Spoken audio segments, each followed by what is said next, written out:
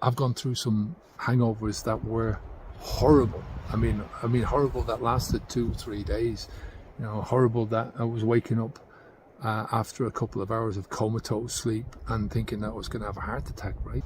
I'm not sure if this is a real fear that a lot of people have, but I'm sure it is. I mean, I gave it a lot of thought before I stopped drinking alcohol. Was I going to go through, a lot of severe alcohol withdrawal symptoms?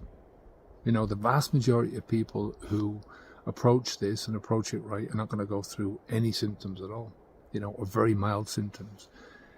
The likelihood of you experiencing serious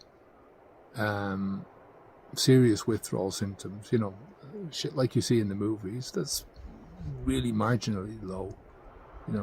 Most people are going to notice some changes, some discomfort, especially if they're used to drinking on a regular basis. But, even them, mostly it's going to be very mild.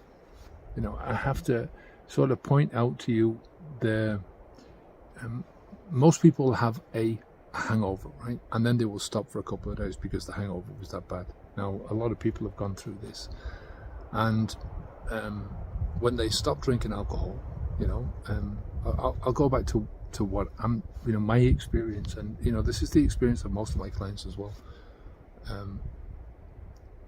I've gone through some hangovers that were horrible. I mean, horrible that lasted 2 3 days.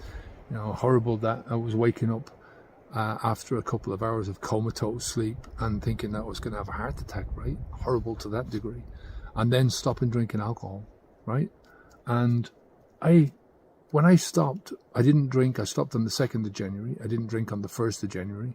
Hardly. I had a small beer and half a glass of wine. I thought, what's the point in this? And on New Year's Eve, I didn't drink a lot. Right? So I didn't have a huge hangover to deal with. And no withdrawal. Right? I was uncomfortable because I was craving it. If you take a habit and you take the fuel of that habit out, the habit is still trying to kick off.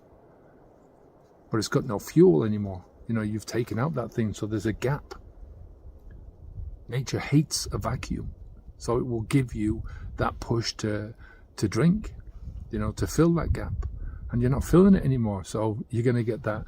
That's what I think most people talk about when they're talking about cravings. But, if you're worried, go to your doctor. And that's all I can say to you. Take care. Onwards and upwards.